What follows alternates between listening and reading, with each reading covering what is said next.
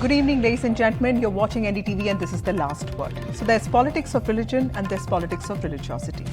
But when it comes to the Ram temple, the opposition is trying hard to not upset the Ram Bhakts, even as it has strongly declined the invite to be part of the Ram temple consecration slated to happen on the 22nd of January. While the Congress has officially declined the offer to be part of the Ram Mandir inauguration ceremony in Ayodhya, its Uttar Pradesh unit and many other leaders offered prayers in the holy city today, making it clear that they are not against the temple. Even as parties like Samajwadi Party and Aam Aadmi Party have been critical in the way BJP has handled the temple issue, they are putting in place their own plans to safeguard themselves and their politics on the perceived rise of religious sentiment across the country. For instance, the Aam Aadmi Party has decided to have Sankat recitals in all 70 assembly constituencies of Delhi. Meanwhile, Samajwadi Party chief Akhilesh Yadav is reported to have said that he, along with his family members, would visit Ayodhya after the inaugural ceremony of the temple, but will not be part of the January 22nd event. Former Maharashtra Chief Minister Uddhav Thackeray, whose party is a key constituent of the opposition alliance, has also decided not to take part in the grand Ayodhya event. Instead, he has said that he will offer puja at Panchvati, where Lord Ram is said to have spent time in his exile. All these parties have used absence of some Shankaracharyas from the event to target the organizers. However, mindful of how skipping the event may be perceived by people in the run-up to Lok Sabha elections, opposition leaders clearly don't want to be seen as hurting Hindu sentiments, but will saying yes to Lord Ram but no to the temple ceremony, which they argue is more political than religious, be a successful strategy, especially at a time when the event seems to have captured the imagination of all people. The dilemma is real here, and the pronouncements, sometimes at variance with the stated line, reflect just that. So is the opposition dousing the fire on the Ram temple issue, or on its own position, or trying to assuage the Hindus but not wanting to get into the domain of BJP's strengths of religion and identity? We'll discuss that today with a panel of experts, but first, a report on this.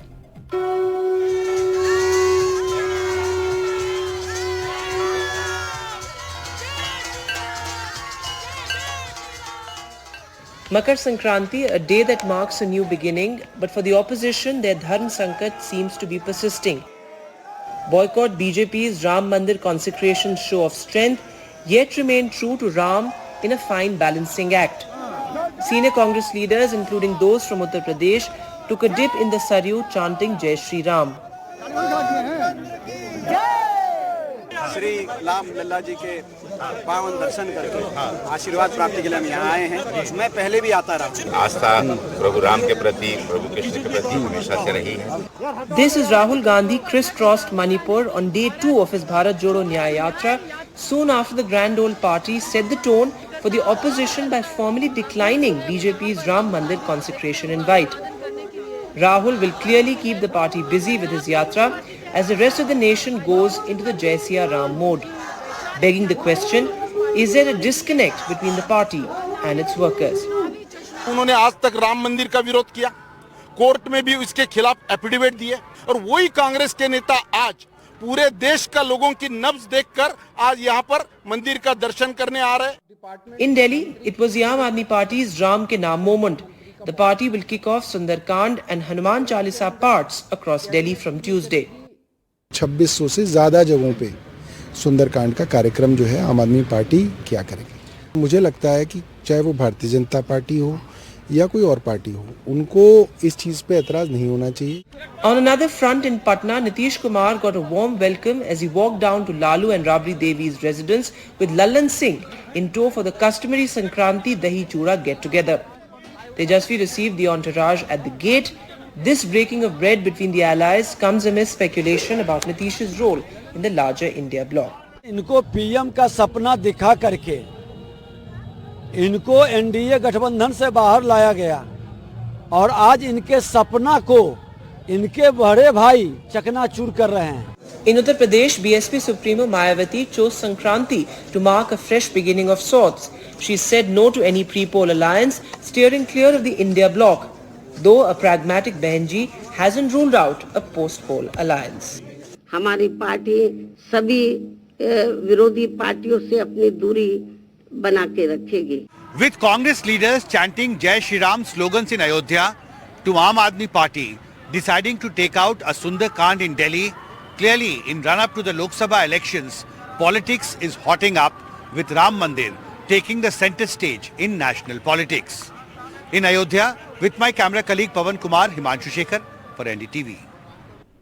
We have Smita Prakash, editor ANI, Pawan Verma, former MP, Rajya Sabha and former senior leader TMC and JDU. We have Sanju Verma, national spokesperson BJP, Tehseen Poonawalla, political analyst who supports the Congress, and Ghanshyam Tiwari, who is Samajwadi Party spokesperson, joining us on this debate. Starting with you, Dr. Verma, how do you see this optics of decline when it comes to the opposition's position? Because clearly, they said one thing, but the optics of it now, the projection of how they are looking at it seems to be very different now. My own view is that the opposition's reaction was ad hoc, confused, contradictory, and inconsistent. And there is a reason why I say it. You see, once you have welcomed the Supreme Court judgment as the basis for the construction of the Ram temple at Ayodhya, to then cavil about attending the inaugural ceremony is self-contradictory. You could say that we would happily attend, or if you were invited, or you could say it's a matter of great joy, but since the inauguration is only for a few, we will go with our cadres on another day and have a special ceremony on 9th of April or whenever Ram Navami is, which is what the correct day should have been. But to do neither of these, to remain undecided like the Congress first couldn't say yes or no to the invitation. Then they finally said no to it. They were unclear about whether to call it the politicization of the temple or to divert attention from it through the Nyaya Yatra. So I find the policy self-defeating for Akhilesh Yadav, who is in Chief Minister as the principal opposition, not to attend the opening of the Ram temple because it is being politicized while accepting that it's the consequence of a Supreme Court judgment. Of course, you have yourself put it, there will be politics, and the BJP has chosen a date where it will give it maximum dividends for the elections which are forthcoming. However, that was only to be expected. You had to have a strategy to dilute that impact while reposing faith in the Supreme Court judgment and Maryada Purushottam Ram. In that strategy, the opposition has failed. Right. Sir, do you think that the opposition needs a better counter when it comes to, say, countering Hindutva or matters of faith? And what would your advice to the opposition be right now? Because a lot of unfortunate incidents that have happened in the past, including firing on the Kar Sevaks or somebody or the DMK calling, Lord Ram a myth, are being raked now. Frankly, now it's too late for substantial rectification or correction. We are literally in the lead up to the inauguration. And whatever damage has to be done has been done. Either you have a clear stand like the CPIM, that we do not attend religious events, especially which involve the Prime Minister and a particular community. But the other political parties, I'm not clear. I mean, here is a situation where Uddhav Thackeray's Shiv Sena was perhaps even more enthusiastic than the BJP in the making of the temple. They are not going. And here is a situation where the Congress, to be honest, is not It's not that they're not going, they're not clear what their strategy is, you see. And by now, how do you rectify things? The momentum for the inauguration. And by the way, the meticulous work on the ground that has been done by BJP to prepare for this event. Akshat is being distributed in every village in North India at least. And it has created a huge ripple of support for the temple. And here there are important leaders of the opposition who have decided to boycott. So the BJP will milk the situation to the fullest. There were several options earlier where you could have said it's not the BJP event, it's an event of the nation. It's a result of a legal procedure. We will happily go, but not necessarily on the inaugural date. We will go on a certain date, or we will participate. But we request the BJP not to politicize it because it is not their decision. But the BJP having been at the forefront for the building of the Ram temple, let's concede that. Oh. I'm not saying the methods employed earlier were correct. When the masjid was demolished illegally, the action was amaryadit, which was not in conformity with Maryada Purushottam Ram. But this time a due process has been followed. And Right. you have to have a strategy in order to meet this new situation. Right. So that's a very interesting point, Smita Prakash. For more of this context setting, I was listening to Congress leader Deepinder Hooda today, and after his bath in the Saryu waters, he said that Ram sabke hain aur Ram sab mein hai, and he said that he has been to Ayodhya in the past, which is basically last year also.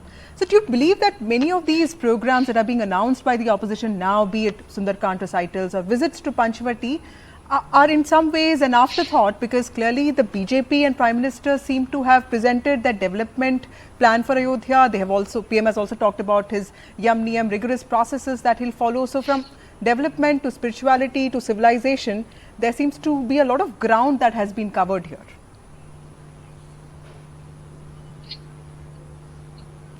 Well, Vasudha, I won't say that anything is wrong in saying that Ram sabke hain or sab mein Ram base hain. Nothing wrong in what they said.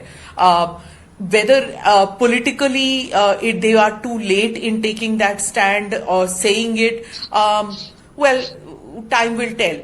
The fact is that, everybody is seeing that there is a transformational shift which is happening in India. That period of shying away from one's faith or one's tradition, one's culture, whatever you might call it, because they're all overlapping at this stage. You can see it. They're not compartmentalized. They never were initially compartmentalized, but somewhere in that period of those decades of Nehruvian socialism, whether on the economic front or on the social front, it somehow took a backseat. Now, this change that is coming about, one can either embrace it or one can keep one distance from it. But it is a reality. You can't be oblivious to that, especially if you're in a leadership position, Vasudha. Now, you can be a business leader, you can be a politician, you can be an educationist, or even a religious head for that matter, of any sect.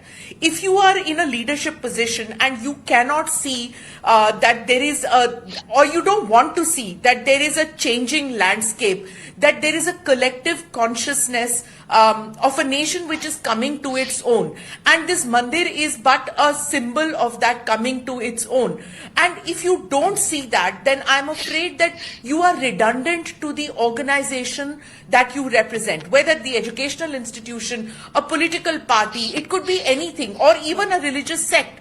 The fact is that things are not going to alter regardless of the political dispensation which comes to power, in my opinion, Vasudha, in 2024. The BJP would have spearheaded this, Mr. Modi would have spearheaded this, but but it's taken on a form of its own. And it'll be interesting to see in the next couple of years what form it takes as far as our collective consciousness is concerned and our political consciousness is concerned. Right. That's a very important point. Sanju Verma, do you think that the opposition does not want to be oblivious to the reality that is, that's so much out there for all of us to see? But do you also think that the lack of opposition in the ceremony will in some ways impact what at least the trust has been attempting to portray this, as an event to celebrate our civilizational resurrection and not a political event? Vasudha, I just have a couple of points to make. First and foremost, I think this whole halabaloo and brouhaha that why is the BJP appropriating the legacy of Prabhu Ram? I have this to ask of the opposition. I will not even go into the hackneyed arguments which are out in the public domain that the Congress went knocking on the doors of the Supreme Court, denying the very existence of Lord Ram way back in 2007, saying that Lord Ram is a figment of the imagination of people within the BJP RSS bracket. Be that as it may, don't forget that when Narendra Modi was the General Secretary of Gujarat, he had started the Jan Jagran Abhiyan and collected 500 crore signatures by way of a signature campaign, which later became a rallying point for the Ram Mandir issue to be vaulted onto the national center stage of the Indian political landscape. Who started the Ram Yatra, the Rath Yatra? It was L.K. Advani, who fought on behalf of the BJP for months and years together. I recall one name prominently, that of Ravi Shankar Prasad. What did the Congress do? Their emissary Kapil Sibal actually said that, ya to Ram Mandir banega, ya to main Atmadah kar lunga. So the limited point I'm trying to make is that the BJP was treated as an untouchable and a pariah for the longest time, accused of engaging in majoritarianism only because it wanted Ram Temple to come up at Ram Janmabhoomi. And I ask, what's the big deal? Don't the followers of Jesus celebrate his teachings at his birthplace in Bethlehem? Don't the followers of Jainism celebrate Vardhaman Mahavir and his teachings at Kundalpura in modern day Bihar? Don't the followers of Gautam Buddha celebrate his teachings with pomp and gaiety at Lumbini in Nepal? So I'm trying to make the limited point that it is because Hindus are inherently secular that, we waited for over 500 years to claim what was always ours for the taking and ours for the asking. And Narendra Modi gave a voice to millions of Indians, because I tell you this, I've been on a zillion debates, and prior to 2014, let's not kid ourselves, Vasudha. Right. Forget about wearing bhagwa, wearing a rudraksh or wearing the sacred kalva on your wrist or smearing your head with vibhuti. It was considered non-kosher. And today, I can say with a lot of confidence that saying that I'm a proud practicing Hindu is completely kosher. Let me get Ghanshyam Tiwari on this, because there is of course a sense of religiosity, increased religiosity, and there's also pride in that, and I'm sure there's nothing wrong with it as long as it doesn't harm anyone. But Mr. Tiwari, but at least with respect to this event, because like Smita was saying and also Sanju, a lot of people seem to think that this was also a mass movement. I know that a lot of people also think that this was a political movement, but shouldn't politics, it could have been set aside and, a consensus could have been arrived, because this is a significant event. Do you think electorally that would have been a better call for your party? Good evening, Vasudha, to you, my fellow co-panelists and the viewers. There are, I think on NDTV, I did not expect that I'll be doing fact checking, but in December 22, December 23, all the major news channels, including NDTV, Aaj Tak, Hindustan, ABP News, everyone carried this fact check that Kapil Sibal never said that he will immolate himself if the Ram Temple is not built. But this is the state of BJP, that on a national platform, a lie is presented. All of us, the senior journalists like you, Smita Prakash, will nod our head, and this will be the revitalization of fake news. That's one.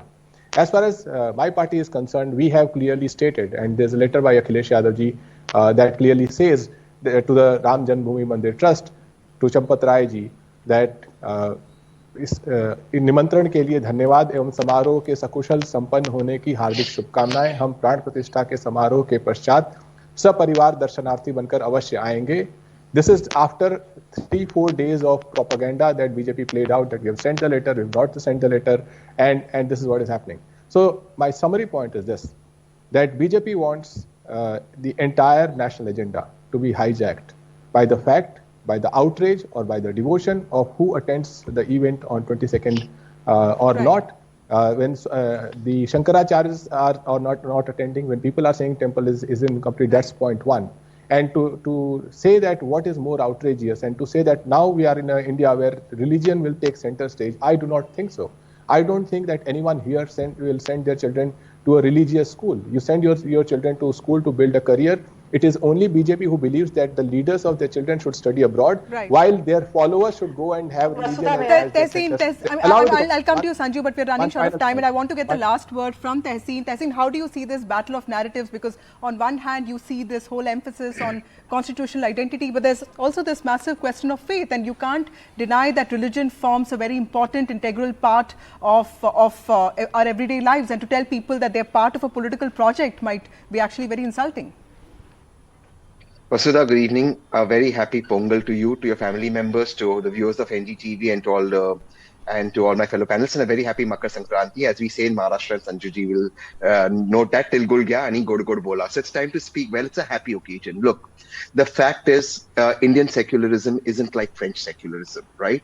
So in Indian secularism, religion is an integral part of it. Of course, the BJP will exaggerate something. First things are happening before 2014. I mean, we were all proud of our culture prior to 2014, and there's no denying that. It's maybe the BJP is living in some land and they believe that the culture or our religious identity has grown after 2014, but that's not the truth.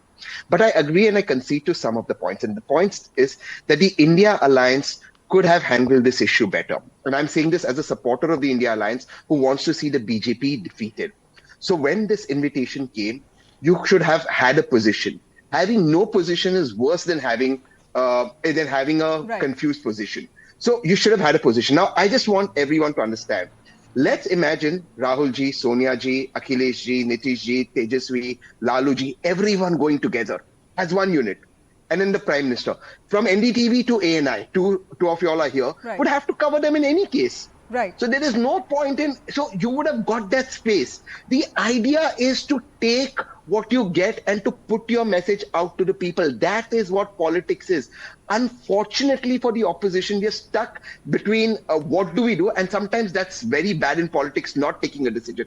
One last thing that I would like to say, the BJP will try and take credit for this magnificent temple that has come up. Okay, but let's remember this temple has come up. I get your point that, you know, consistency is what matters. Sanju, I'm sorry, I'll come to you next time, but consistency is what, probably that was lacking in the opposition's position. But yes, Ram sabke hain, Ram sab mein hain, that seems to be the flavor, at least of today, and that seems to be the opposition's mantra now as it tries to dodge the Ram temple question without, of course, upsetting the Hindus. That's all we have for you in this show. More news and updates on the other side.